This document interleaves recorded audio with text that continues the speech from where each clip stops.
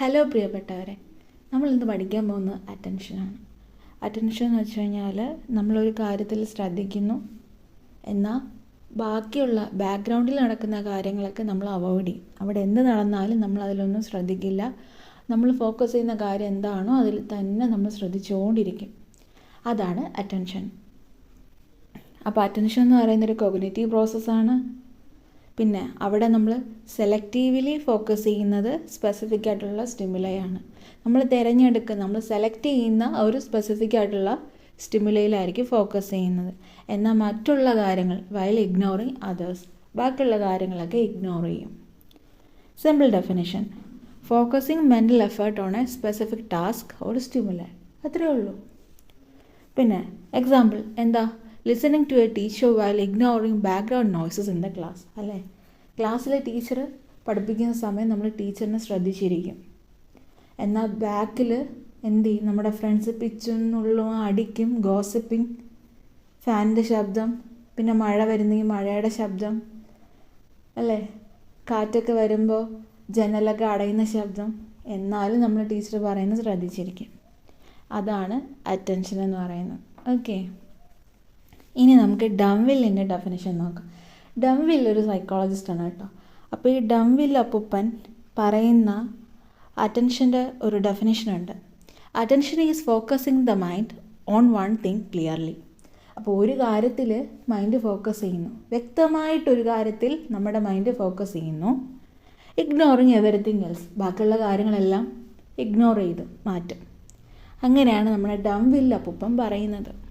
Okay, ഒരു എക്സാമ്പിളും ഉണ്ട് കേട്ടോ. Reading a book in a noisy room but still understanding it. ബഹളമുള്ള ഒരു മുറിയിലിരുന്ന് ബുക്ക് വായിക്കുന്നു, എന്നാലും നമ്മൾ ആ ബുക്കിൽ ശ്രദ്ധിക്കുന്നു, നമുക്ക് മനസ്സിലാക്കാനൊക്കെ പറ്റും ബുക്കിലെ കാര്യങ്ങൾ എന്താണ്. കോൺസെൻട്രേറ്റ് ചെയ്യാനും ഫോക്കസ് ചെയ്യാനൊക്കെ സാധിക്കും. കാരണം എന്താ? നമ്മൾ ഫോക്കസ് ചെയ്യുന്നത് ബുക്കിൽ എന്താണോ പറഞ്ഞിരിക്കുന്ന ആ കാര്യത്തിലായിരിക്കും. എന്നാൽ ബാക്ക്ഗ്രൗണ്ടിൽ നടക്കുന്ന ബഹളവും ഒന്നും നമ്മൾ ഫോക്കസ് ചെയ്യുന്നില്ല. അവിടെയാണ് അറ്റൻഷൻ വരുന്നത്. ഇനി ഡെയിലി ലൈഫിൽ കുറച്ച് അറ്റൻഷൻ്റെ എക്സാമ്പിൾ നോക്കാം. Concentrating on solving a math problem. കണക്കിലൊരു പ്രോബ്ലംസൊക്കെ കോൺസെൻട്രേറ്റ് ചെയ്ത് ചെയ്യുന്നത്, അല്ലേ? നമ്മൾ വളരെ കഷ്ടപ്പെട്ട് കണക്കിലെ പ്രോബ്ലംസ് ചെയ്തുകൊണ്ടിരിക്കുമ്പോഴായിരിക്കും വീട്ടിൻ്റെ അകത്ത് പൊരിഞ്ഞ ബഹളം, അല്ലേ? പിന്നെ നമ്മൾ ഓരോ മുറിയായിട്ട് പോയിട്ട് അവിടെ ഇരുന്ന് ചെയ്യാനൊക്കെ നോക്കും. പിന്നെ watching A movie while ignoring messages on the phone. നമുക്ക് ഇഷ്ടപ്പെട്ടൊരു മൂവി വന്നാൽ നമ്മൾ ഫോണൊക്കെ മാറ്റി വയ്ക്കും. ഫോണിലെ നോട്ടിഫിക്കേഷൻ വന്നാലും ബന്ധുക്കളെ വിളിച്ചാലും നമ്മൾ ആരും ഫോൺ എടുക്കില്ല. ആദ്യ സിനിമ മൂവി കണ്ടത് കഴിഞ്ഞിട്ടേ ഉള്ളൂ ഫോൺ വിളി. പിന്നെന്താ? Driving a car and focusing on the road while ignoring billboard. ബിൽ ബോർഡൊക്കെ ഇഗ്നോർ ചെയ്തിട്ട് നമ്മൾ ശ്രദ്ധിച്ച് കാർ ഓട്ടിക്കും. ബിൽ ബോർഡിലൊക്കെ നോക്കി കാർ ഓട്ടിച്ച് എന്ത് പറ്റും? നിങ്ങൾക്കറിയാമല്ലോ, അത് തന്നെ സംഭവിക്കും. അപ്പോൾ ഇതാണ് അറ്റൻഷൻ. ഓക്കെ, ഇനി നമുക്ക് ടൈപ്സ് ഓഫ് അറ്റൻഷനിലേക്ക് പോവാം. എന്തായി? ഒന്നും ആയില്ല, ഇനിയുണ്ട്. Types of attention. Types of അറ്റൻഷനിൽ ഒന്ന് വോളണ്ടറി അറ്റൻഷൻ. വോളണ്ടറി അറ്റൻഷൻ എന്ന് വെച്ച് കഴിഞ്ഞാൽ അവിടെ ഡയറക്റ്റായിട്ടുള്ളൊരു സ്പെസിഫിക് ടാസ്ക് ഉണ്ടാകും. അവിടെ നമ്മുടെ കോൺഷ്യസ് എഫേർട്ട് ഉണ്ടാകും, അല്ലെങ്കിൽ വില്ലുണ്ടാകും. അവിടെ നമ്മുടെ അവയർനെസ് ഉണ്ട്, നമ്മുടെ ശ്രദ്ധയോടുകൂടി നമ്മൾ ചെയ്യുന്ന കാര്യങ്ങളാണ് ഈ വോളണ്ടറി അറ്റൻഷനിൽ വരുന്നത്. അതുകൊണ്ടാണ് അങ്ങനെ പറയുന്നത് attention that is deliberately directed toward A specific task. ഒരു സ്പെസിഫിക് ടാസ്കിലേക്ക് അറ്റൻഷൻ ഡെലിബറേറ്റ്ലി ഡയറക്റ്റ് ചെയ്യുന്നു.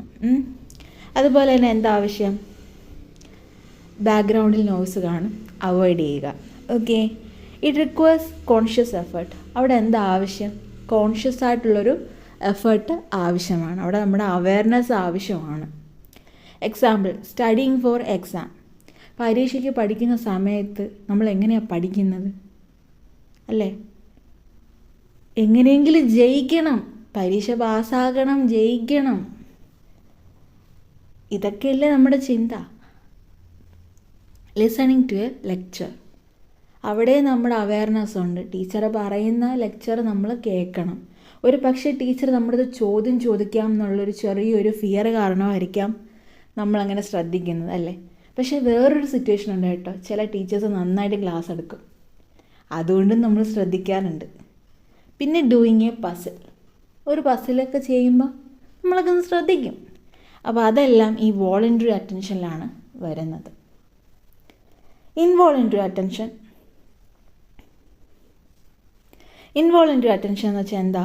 ഓട്ടോമാറ്റിക്കലി ക്യാപ്ചർ ചെയ്യുന്ന അറ്റൻഷനാണ്. അതായത് പെട്ടെന്നൊരു സഡൻ സ്റ്റിമുലൈ വരും, നമ്മൾ കോൺഷ്യസ് എഫേർട്ടൊന്നും ആവശ്യമൊന്നുമില്ല അതിന്. അതായത് അധികം അവയർനെസ് അല്ലെങ്കിൽ കോൺഷ്യസ് ആയിട്ട് നമ്മൾ അതിൻ്റെ ഒന്നും ആവശ്യമൊന്നുമില്ല. ഒരു ഉദാഹരണം പറയാം. നിങ്ങളുടെ പേര് വിളിക്കുകയാണ്. ഓക്കെ, നിങ്ങളൊന്ന് ഇമാജിൻ ചെയ്ത് നോക്ക്. നിങ്ങളുടെ പേര് ഒരാൾ വിളിക്കുമ്പോൾ പെട്ടെന്ന് നിങ്ങളുടെ അറ്റൻഷൻ ആ വിളിക്കുന്ന ആളിലേക്ക് പോകും. അത് തന്നെയാണ് ഇൻവോളണ്ടറി. പ്രത്യേകിച്ച് ഒരു ആവശ്യമൊന്നുമില്ല, പേര് വിളിക്കുന്നു, ശ്രദ്ധ അങ്ങോട്ട് പോകുന്നു. ഓക്കെ, അപ്പോൾ ഡെഫിനിഷനിൽ എന്താ? Attention that is captured automatically by a sudden stimuli. ഓട്ടോമാറ്റിക്കായിട്ടൊരു സഡൻ സ്റ്റിമുലൈ നിങ്ങളുടെ അറ്റൻഷനെ ക്യാപ്ചർ ചെയ്യുന്നു. പിന്നെ അവിടെ കോൺഷ്യസ് എഫേർട്ടിൻ്റെ ആവശ്യമില്ല. Without conscious effort. എക്സാമ്പിൾ നോക്കാം. Turning your head when someone calls your name or a loud noise occur. അല്ലേ, ലൗഡ് നോയ്സ് ഒക്കർ എന്ന് ഉദ്ദേശിക്കുമ്പോൾ നെയ്ബർഹുഡ്, വീടിൻ്റെ അടുത്ത വീട്ടിൽ അയൽവക്കക്കാരൊക്കെ ബഹളം. നമുക്കൊന്ന് ഇമാജിൻ ചെയ്ത് നോക്കാം. നിങ്ങളുടെ അയൽവക്കത്ത് ബഹളം നടക്കുകയാണ്. മതിൽ ചാടിയെങ്കിലും നിങ്ങളവിടെ പോയി ശ്രദ്ധ കൊടുക്കാറുണ്ട് അല്ലേ? നമ്മളിവിടെ ഇരുന്ന് ആഹാരം കഴിച്ചുകൊണ്ടിരിക്കും, മന്തി കഴിച്ചുകൊണ്ടിരിക്കുന്ന സമയത്തായിരിക്കും അപ്പുറത്തെ വീട്ടിലെ ബഹളം. അപ്പം നമ്മൾ മന്തിയും പകുതിയിട്ട് ജനലിൽ തൂങ്ങി പിടിച്ച് നോക്കും, മതിലിൽ ചാടി കയറി നോക്കും എന്താണ് അവിടെ നടക്കുന്നത്. അതാണ് ഇൻവോളണ്ടറി അറ്റൻഷൻ. സൈക്കോളജി പഠിക്കുമ്പോൾ ഡെയിലി ലൈഫിലുള്ള എക്സാമ്പിൾസ് വെച്ച് പഠിച്ചാൽ എളുപ്പം ഓർമ്മയിൽ നിൽക്കും. എക്സാം സമയത്ത് നമുക്ക് എക്സാമ്പിൾസ് ഓടി എത്തും മൈൻഡിൽ. അടുത്തത് ഹാബിച്വൽ അറ്റൻഷൻ. ഹാബിച്വൽ അറ്റൻഷൻ എന്ന് വെച്ച് കഴിഞ്ഞാൽ attention that is maintained over time due to habit or practice. Daily പ്രാക്ടീസോ അല്ലെങ്കിൽ ഹാബിറ്റൊക്കെ കാരണമുണ്ടാകുന്ന ഒരു അറ്റൻഷനാണ് ഈ ഹാബിച്വൽ അറ്റൻഷൻ എന്ന് പറയുന്നത്. അതായത് typing on A keyboard without looking.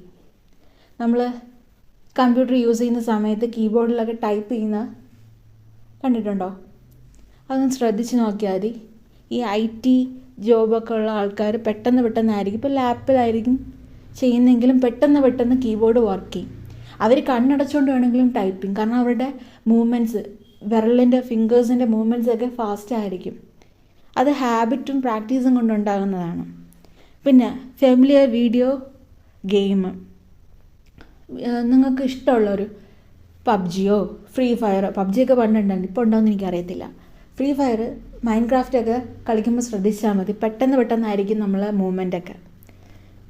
Okay, അപ്പോൾ അതെന്താണ്? ഹാബിറ്റും പ്രാക്ടീസാണ്. ഡെയിലി കളിക്കുമ്പോഴും അതുപോലെ തന്നെ ഹാബിറ്റും ആവാണ്. പിന്നെ നിങ്ങൾക്ക് കണ്ണടച്ചുകൊണ്ട് പല്ല് തേക്കാൻ പറ്റത്തില്ലേ? ബ്രഷ് ചെയ്യാൻ പറ്റത്തില്ലേ? ടീത്ത് പേസ്റ്റ് അവിടെ ഇരിക്കുന്നു, അല്ലെങ്കിൽ ബ്രഷ് ചെയ്യുന്നു. അപ്പോൾ അതൊക്കെ ഒരു ഹാബിറ്റാണ്. ഇതെല്ലാം ഹാബിച്വൽ അറ്റൻഷനിൽ നമുക്കൊരു എക്സാമ്പിളായിട്ട് പറയാൻ പറ്റുന്നതാണ് കേട്ടോ. അടുത്ത് വരുന്ന പോർഷൻ പാർട്ട് 2 കാണാം. ബൈ.